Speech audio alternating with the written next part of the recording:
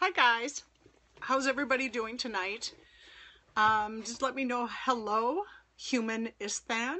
Just tell me your first name. I'm trying to get to know like who's always showing up here today. Hi, Black Dragon 6. Oh, that's a camera. Hello, Master Irishman. So you guys, we are going to talk tonight about film festivals, and for the new filmmakers who are looking to submit, hello, Gear Dog. If they're films to a film festival, how do you go about picking the right film festival maybe for your film to have the most success? And the other thing we're going to talk about is like, what's the hierarchy? Hi, Chris. Nice to see you, Chris. And the Phyllis, welcome, welcome.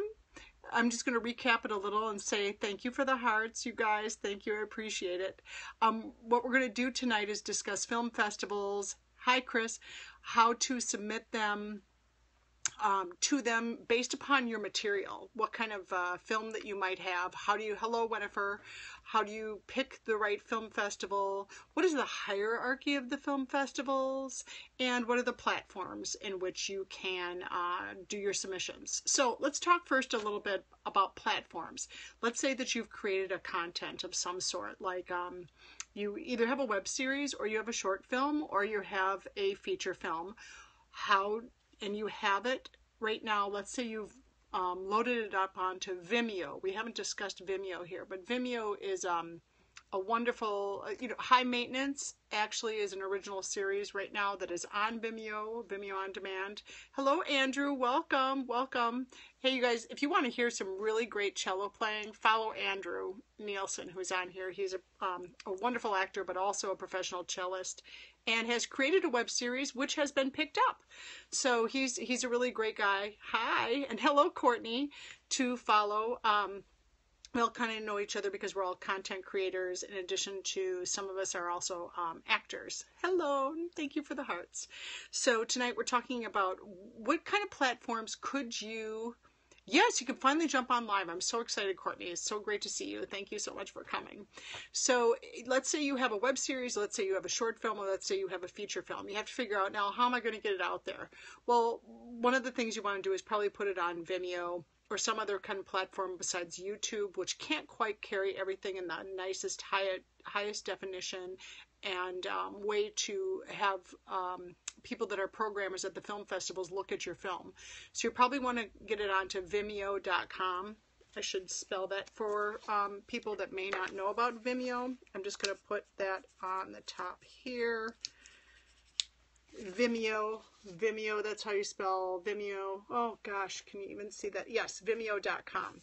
And we're going to discuss some of the different platforms that exist. These platforms, if you want to take a screenshot of it, are some of the platforms on the web that you could use to submit to film festivals. I've listed these on a separate sheet of paper because the most popular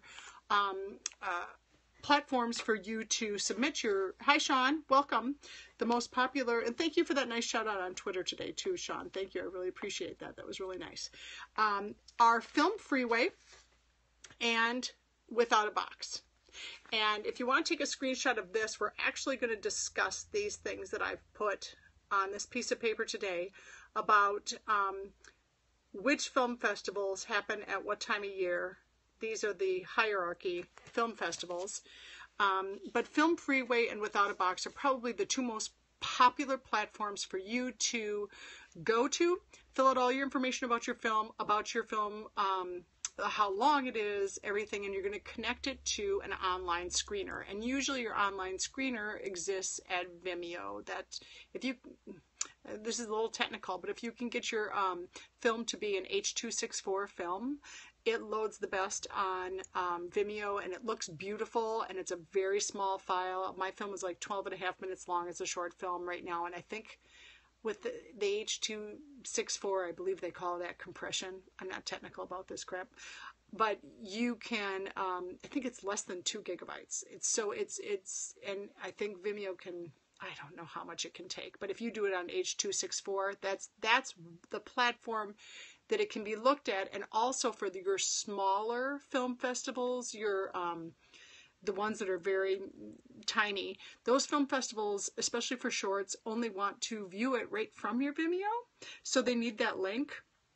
So you have to provide a password for them in order for them to be able to watch your film through Film Freeway. Without a Box is different. Now, let me explain. Without a Box was the mother lode of all film festival submission platforms for the longest time. But it was the nice thing about Without a Box is that it has like nearly every film festival out there. I mean, nearly every film festival out there Without a Box does have. However, it became very archaic to use because Film Freeway came along and kind of blew them out of the water. Because Without a Box, you were having to submit four, sometimes one, sometimes two DVDs, and you would have to send those to the actual film festivals, and you would kind of hope and pray they got it, and wait to hear back. Without a Box did have an online screener that, you know, you could upload right to their website. Keep in mind that Without a Box is owned by Amazon. Just a little known fact. Okay, so they did not have a high definition version of your film. And I learned the hard way because I submitted my film to Austin. And in the process of trying to submit my film to the Austin Film Festival, it actually said in the Austin Film Festival's rules, always read these little fine print at the bottom. A lot of filmmakers don't do it because they don't think they just think it says the same language over and over again. But what Austin said, which I thought was fascinating, was submit through Without a Box and use their online screener at your own risk. Because we won't look at your film more than once. Once our programs have looked at it, don't say, oh, the implication was, this is not a great way to look at your film because it was in standard definition as opposed to high definition. And you want your programmers to be able to look, let's say, you know, I mean, I used a Red Scarlet camera. It was beautifully shot. I wanted the programmers to see how beautifully it was shot, right? So Without a Box was not, you know, doing that with their screeners. And in fact, my first 3 films, I did not know that, and they really looked like hell, but I didn't know the difference. And so I just was like, I just didn't know any better, but I learned, you know, always submit if you're doing it through Without a Box, you should do it with DVDs. Well, then Film Freeway came along and kind of blew them out of the water, because what Film Freeway did was just provide a direct link to your Vimeo, which is already up there in an H.264. You provide them with a password and never change that password, because you don't know when a programmer is going to go in and look at that film. And that is how your films get judged on Film Freeway. And I think the prices are pretty comparable in terms of submitting the films. I don't know if you know this, but the earlier you submit to a film festival, the less expensive it's going to be. They have what's called a early bird deadline, a regular deadline, a late deadline, and then a late deadline. And it gets more and more expensive as it gets to late. So you do want to submit your film as early as possible to those film festivals, which kind of segues into, and I'm just going to put this up again, that it's Film Freeway and Without a Box.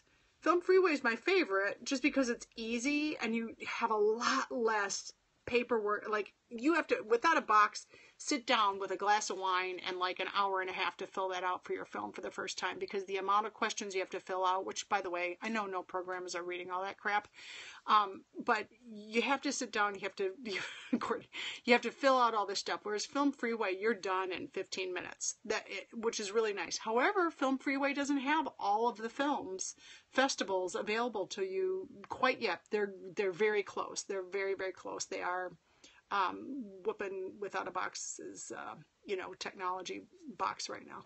So let's discuss how do you go about picking your film festival for your film. Okay, well, if you want to be able to, who knows how good your film is? Who knows how amazing your film is? The films that I have put on here, these film festivals are considered like the elite film festival. Of course, you see in here, we have Sundance, South by Southwest, Telluride, we have Toronto, and Venice, and Cannes. All right, I forgot to highlight Cannes. Little type, technical difficulty on my end there. These are your big festivals. If you're a first-time filmmaker, should you submit to those? Hello, Roman citizens. Welcome, welcome. So if you're a first-time filmmaker, by the way, swipe, you guys, if you know other filmmakers that might want to watch this and are on your list, swipe and share it with them. It would be great. And also remember that that when this is done. It exists for more than 24 hours because I always put it up on my YouTube channel, which is the @Rosalie Tenset. You can find me on YouTube as well. And I have a playlist that's called the new Filmmakers Forum Tips there. So you can see all the different episodes that we've already done this week. All right, so obviously Sundance is first, right? Sundance is in January. But just so you know, Toronto has very important rules. Toronto requires that your film is a North American premiere. So let's say that you decided, now this is what happened to me. We were in a rough cut and all I thought, this is so dumb. This is how you learn the hard way. This is why I'm doing this, is so that people can learn from my mistakes. I submitted my film even in a rough cut because it wasn't ready yet, because I thought, I shot it with a bunch of people local here and I thought, I'm just going to submit it to the Montclair Film Festival and see if we get in. And it was just a rough cut. And you know what? Damn if we didn't. And the thing is that it's the same programmer. At the time, it was the same programmer, Tom. It's going to hit me here in a second what Tom's last name is. But he is the programmer also for Toronto, right? Well, little did I know that. So we get into Montclair. So I'm now ineligible for Toronto. Not that my film is necessarily going to get into Toronto, but it's a big deal if it gets into Toronto. So I wasn't like thinking strategy. And this is very important for you if you want to think strategy. You've put a lot of money, time, effort, love, passion into this film.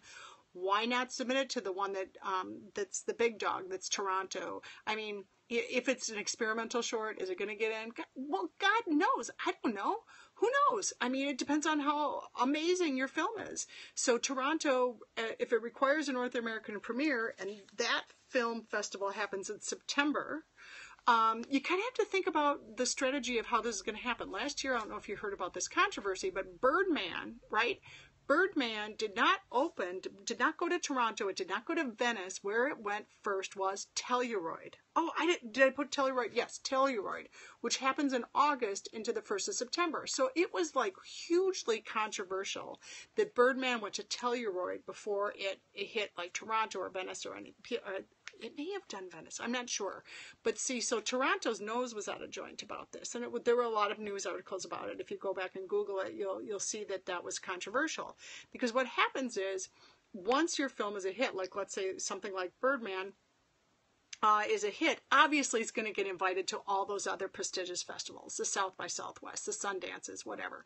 So if you could get into one of these bigger festivals like this, what happens is you start getting invitations to other festivals rather than you being the one doing the submitting. Now, are those a lot of Hollywood films? Yeah, they are. A lot of them are, but not all of them. I mean, so, you know, if you're going to take a chance, just understand the order that these particular film festivals are considered like the mother loads. And then is Toronto the only festival that insists on the premiere? No, it is not the only festival. Like, okay, here's another mistake I made, right? So I shot this film in New Jersey. We were already in the Montclair Film Festival, and which, by the way, is really a great festival. I don't think people understand that, but the programmers on there are really great, and the people that go to that festival are amazing, and the workshops are out of control. So that turned out to be like a really pleasant surprise. But yes, there is an order. Like, for instance, because we had done the Montclair Film Festival and I think we had already been, I can't remember, but Tribeca. Oh, did I not put Tribeca on here? Holy crap, I'm missing Tribeca. How could I miss Tribeca? We all know Tribeca happens in April, right? So Tribeca is in April. Well, Tribeca doesn't have, you can't submit to Tribeca through Without a Box or Film Freeway. You have to actually go on the Tribeca site, and this is, take note, everybody. It will ask you right away. It goes, this list of questions. And if you answer those questions wrong, you're automatically kicked out of their system and you can no longer go back into that system for Tribeca. So what got me kicked out of the system was, it said, has your film been in the tri-state area? Meaning, you know, Connecticut, Jersey, New York. So if my film had been in any of those places, which it obviously had been, and stupid me for being honest, I said yes, and it kicked me out of the system, and I'm no longer allowed back in. So I was eliminated from Tribeca just for being honest. So I'm just telling you. You know, but we were in the Garden State Film Festival. We had been in, I think, by the time we got to Garden State, we had already been in like 16. Oh, thanks, Courtney. I had already been in like 16 festivals. So, but Garden State had taken my first two of my first 3 films before, and I'm kind of an alumni. So the fact that it wasn't a premiere, a New Jersey premiere, even though they were requiring it to be a New Jersey premiere, they clearly just looked the other way on that. And I think that once you've built up a reputation with the festival, once the programmers know who you are, they really do want to support your films. And they're not probably going to eliminate you for those different factors. But the woman that directed my film, Mandira, she has been a programmer. And she said, yes, she's been a programmer that does it. And they do eliminate people based on the fact that they do a little Google searching. And they're like, no, they haven't. You know, I personally have not had this problem yet, except for Tribeca. I did submit to, like I was going to say, on Sundance has another festival called Slam Dance that happens at the same time, which is a grittier festival. It's less Hollywood. That's a great festival. And then I had submitted to RXSM, which is a festival that was created when not enough people could get into South by Southwest, which is a very big deal festival. And when we submitted to RXSM, they actually, the programmer contacted me personally and was like, I love your film. We don't have a place for it in this festival. That's very important to understand. We don't have a place for it in this festival, but I also program another festival in Victoria, Texas, which has the type of programming that, you know, like it fits in with other genres, other shorts. And that's the thing to understand about your short films. If you have a short film, if they can't put you in kind of a similar category or group of films that's going to make sense, even if they love your film, it doesn't make the most sense for their programming. So it's up to you to go look at the different festivals, really go to their websites, not just go through Without a Box. If you see a film festival that you're like, ooh, that sounds interesting to me, go and go to their website, look at the films that they programmed last year. Do you fall into that type of genre? If you know that you have a kid flick and they don't accept kid flicks, don't submit your film to that festival. You're going to waste your time and your money. Now, here's something that was very, very informative for me. Now, I'm a woman filmmaker, clearly. I just act like a man half the time. But here, I'm a woman filmmaker. My director was a woman director. Our editor was a woman, and the lead characters were women. So, of course, I submitted to all these women festivals thinking, well, this is a slam dunk, right? And I also submitted to diversity festivals with the aim of diversity, because our subject matter dealt with race, and we did have people of color in the film. And so I'm thinking, okay, so we should be able to get into a film festival that would deal with diversity and deal with race issues. And I also felt that, you know, we should do well at women's film festivals. Oh, nada. No. Because you know what? The film, even though it deals with these different issues, because the lead characters weren't necessarily all women or lesbians or whatever. I mean, I'm just making a generalization. That's a joke.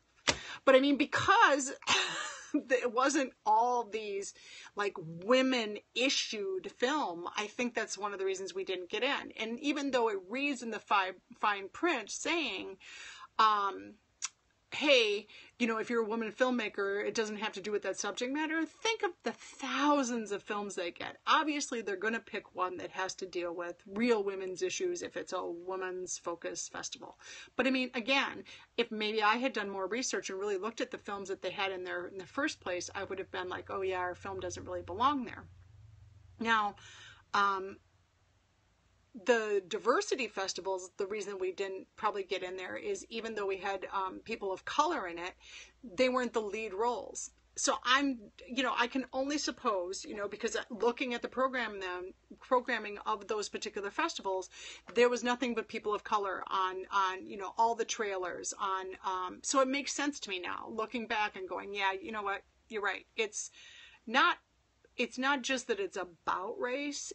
Are they playing those lead roles in the films? So you just have to get on their festival sites. You have to look at exactly what they're saying. Look at the films that have already been there. See if the programmers are the same programmers they were from the last season, and make an estimate based on that as to whether or not your film has a good chance of getting in that festival.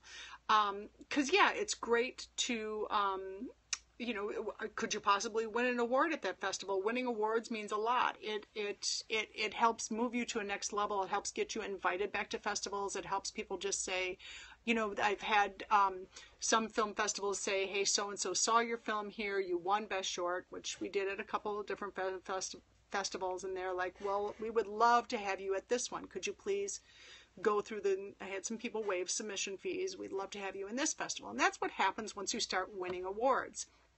I mean, clearly we didn't win enough awards to get invited to something like Tribeca or whatever, but we're new filmmakers ourselves. We've only got 4 under our belt and trying hard. So there are different film festivals, however, that are considered Oscar qualifying film festivals. If you go to the Without a Box, it has a little drop down menu, and I'm just going to give you this for a little screenshot. These are considered Oscar qualifying film festivals, and I actually believe that there are more festivals than this. This is just what they have up right now because they are accepting submissions right now. If you were to win Best Short or win a feature award at those festivals, you automatically become qualified. You have to be a winner. But if you were to win, you become qualified for the Oscars competition, as in the real statue, which is wonderful. So, I mean, why not look at a couple of those festivals? Should you pick a festival that you are going to go to, or just pick festivals for the heck of it? Who knows the answer to that question? There are I really wish we could have gone to Tallgrass. Tallgrass is considered a really cool festival, and we got in. But at the time, I just could not afford to get on because Tallgrass is it involved more than one plane, and it involved it was a whole expensive deal. I think it was going to cost me $800 for the flight by the time I knew that we were accepted. And so I didn't go. And, that's a real bummer because that's where you meet everybody. That's where this networking happens. That's where collaborations happen. I did go to the First Glance. We won the best online contest. This is what happened. I'm going to talk about online contests. I would never have put my film in an online contest. You cannot imagine what a pain in the butt it is to ask people to vote for your film. It's just, you might as well be raising money for the film while you're doing that, because you're kind of having to hassle people to vote for the film so that you can win. It becomes a popularity contest, really, in the end. And you have to work very, very hard to get people to vote for your films. And when your film is out there, when it's out for people to see, unless it's a contest, it could possibly get you eliminated from different film festivals. So if somebody's like, oh yeah, be in our online festival, you better read up on the rules about that, because it could possibly eliminate you from other festivals by having it online, or it just may not be worth it. There's a ton of these online film festivals, to really check them out. However, I had submitted our film for the Philadelphia First Glance Film Festival, okay? And we got notice saying, hey, we have a group of 20 shorts that we want to put in our online contest, and we would like you to be in it. And the winner of that contest gets seen at the First Glance LA Film Festival.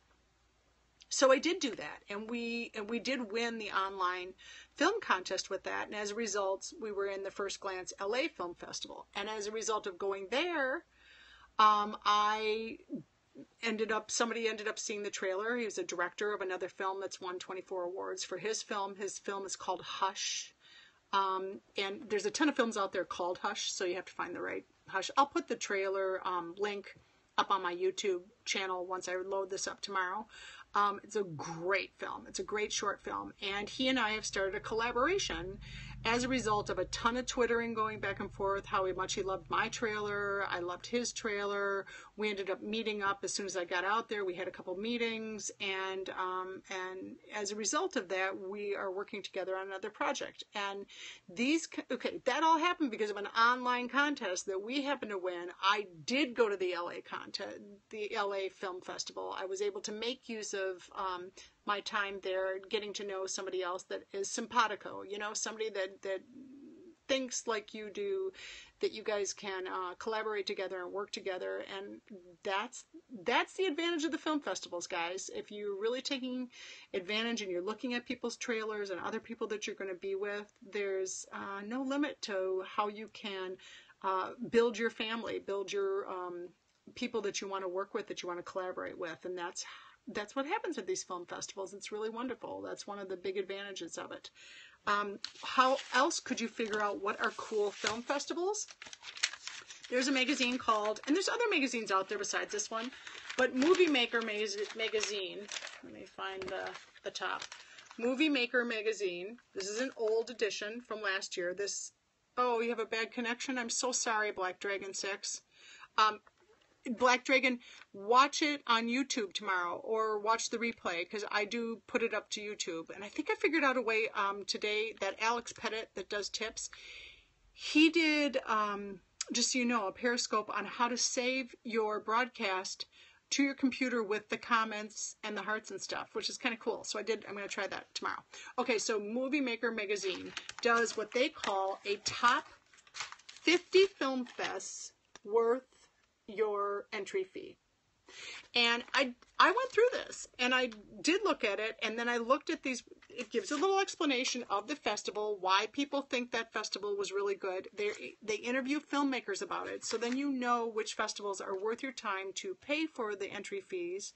Because you guys, it can start at $15 or $10 for an entry fee, and it can go all the way up to $85. I think $85 is the worst I've seen for an entry fee for a festival, which reminds me you need to budget for that. Because I think the average, they told me, somebody said this to me at one point, because they were like, what are you averaging in terms of how many film festivals you submit to versus how many you get in? And we're at a little over half. And somebody said, that's crazy. That's unbelievably good. Which I'm like, okay. But, I didn't know that that was considered a good percentage. But imagine that if we are in 24 film festivals this I think we've done 24 film festivals. So think about that. If the minimum I'm submitting to 24 film festivals, that means I submitted probably to 40 film festivals. Go $40 40 times 4. Okay, where are we at? $40 times 40 film festivals, and the submission fees get to be expensive. So you do have to budget for that when you are thinking about how much money you need in order for this film to get seen. So you don't make the film so that it can't be seen. You make it so it can be seen. So the early entry fees are very important. Like if you can get it on the early bird, because those are usually the least expensive. They're the $10 or the $15 or the $25 ones. And you want to do that. You don't want to be late to a film festival that you're like, oh God, I think we're perfect for this one. You got to pay $85. Forget about it. Oh, also, just so you know, getting called to set. Oh, have a wonderful shoot, Courtney. Have a wonderful shoot. And, break a leg. So what you want to do is you want to kind of pre-plan which festivals that you want to get in. That's what you want to do. So I would take a look at Movie Maker magazine. I would think about the genre of your film. By the way, horror, has like its own film festivals everywhere. Telluride even has its own version of the horror festivals. There's like almost a whole horror circuit if you're into that genre. So there's the Black Mariah Film Festival too. It's for shorts, less than 60-minute films, $35 entry fee. Thank you so much, Bambuka Barn. Thank you so much for telling us that. Yeah, that's supposed to be a really good film festival. I have heard about that. And the best thing you can do is talk to your film friends and say, what festivals have you been? Which one do you think is worth your fees? Like I have a friend named Bettina Bilger who did a film I think it's called In the Dark. And so her film went out right before mine. And I just kept asking her, like, I shouldn't say right before, like at least 6 to 8 months before. So this was great for me because I kind of watched where she was going and which film festivals she was doing, because we're both comedies. So it was important for me to know, okay, if this is a comedy, where's her film looking like it's getting in and that she enjoys those film festivals. So I just kind of, watched how she was doing and with her film, even though our film is very different. It has kids in it and racial issues and blah. Still a comedy. Very funny. Think All in the Family. Jeffersons. I'm old. That's why I like that stuff. Okay, so are there any questions? So what you want to do is you want to take a look at Film Freeway. You want to take a look at Without a Box. And then you want to start digging deep, looking at those film festivals. Oh, here's a question I knew that I wanted to answer for myself. Is it worth it to do the really tiny film festivals? Yes, after you've done the bigger, more prestigious ones. Like you could spend your first 6 to 8 months of the film circuit doing those, trying to get into the bigger ones that require premieres. Okay. And then after that, you just go to the film festivals. Like I'm in Jersey and we shot our films in Jersey. So right now I'm submitting to every film festival. We're getting in all of them and we're going there and I'm getting to know who the filmmakers are in New Jersey. This is very, very helpful for me because if I need equipment, like I was at the Garden State Film Festival April, and I found a guy that had cranes and equipment and all sorts of things, and I was going to Brooklyn to go get that equipment from, and I didn't know he was here in Jersey. Well, if I hadn't gone to that film festival, I would have never known that. So there are film festivals that they have their films showing in bars, and it's just a horrible atmosphere, and you can hear everybody drinking it and some drunk in the brawl in the back and all that kind of stuff. Hey, you're in Jersey? Fabulous. Hey, listen, Twitter me so that I know, like, what the deal is, man. I'll follow you. Okay. Make sure that you let me know what's the biggest name festival we submitted to and which one would I personally make a priority. It would be based on, I don't know when you came in, Chris, but it would definitely be based on one. I think, well, we submitted to who the heck did I submit to it?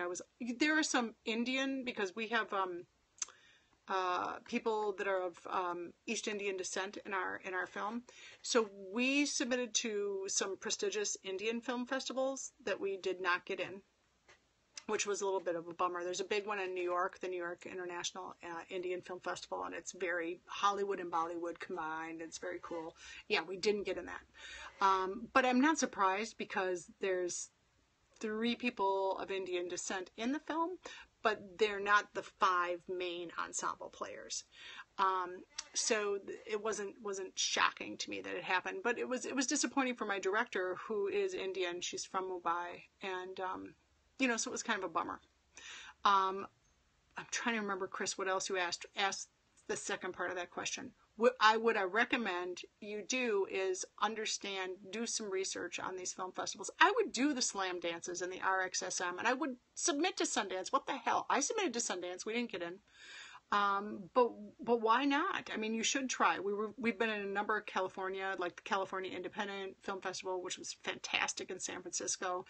And like I said, I love Tallgrass is very indie, like it's real indie. You're going to start to understand what's the difference between the film festivals that are really just showing the Hollywood films and which are the real independent film festivals.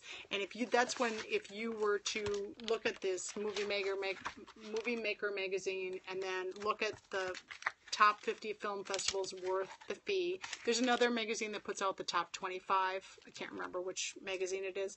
You're going to start to understand. And, if you know that it's a comedy, don't submit to a film festival that everyone has comedy shorts or narrative shorts. Comedies actually do very well, but they're very, very hard to shoot and make funny. I mean, so I personally think doing comedy is much harder than drama, and there's a lot more drama out on the circus.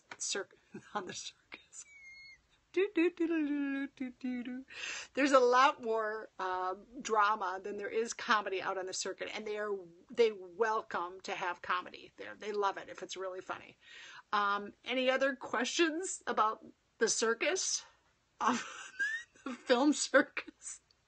The film circuit? Oh, while you're trying to think of your questions about how to pick your film festival, I'm going to tell you something I'm a little disappointed with this Periscope about. I try to stay positive here and not do my rant, but I had this contest for the most hearts for the Failure Groupies mug, and I realized that this is kind of a scam, this whole heart deal, because I didn't realize you could really only see like 15 people that are that have been watching you. Like, even though I had like over 300 people watching the other night, and I was like, yeah, give me the most hearts, I'll send you a free mug, blah blah blah. Well, it turned out that I don't know how it works, if it's the people that are in last or what, but like I can't source my hearts from last night. I could source the hearts first 2 nights. So I may have to give this mug to Wesley because he works so hard for it. So Wesley, if you email me at Rosalie@Boy with Stick Productions, I'll mail you your mug. But I realize now it's kind of a scam to say to somebody, give me a bunch of hearts, because, you know, who's going to know who gave them to you? There's not a way right now with the way Periscope works to be able to dig down and figure that out. So I feel bad. I feel like I was scamming people. I'm a scam artist. Okay, so anybody have any other questions about how to submit to film festivals? If not, what I'll do is I'll sign off here tonight, but thank you all for showing up. And then tomorrow I will load this on YouTube. I try to do it with the comments. I realize I just like yammered through this, but I'm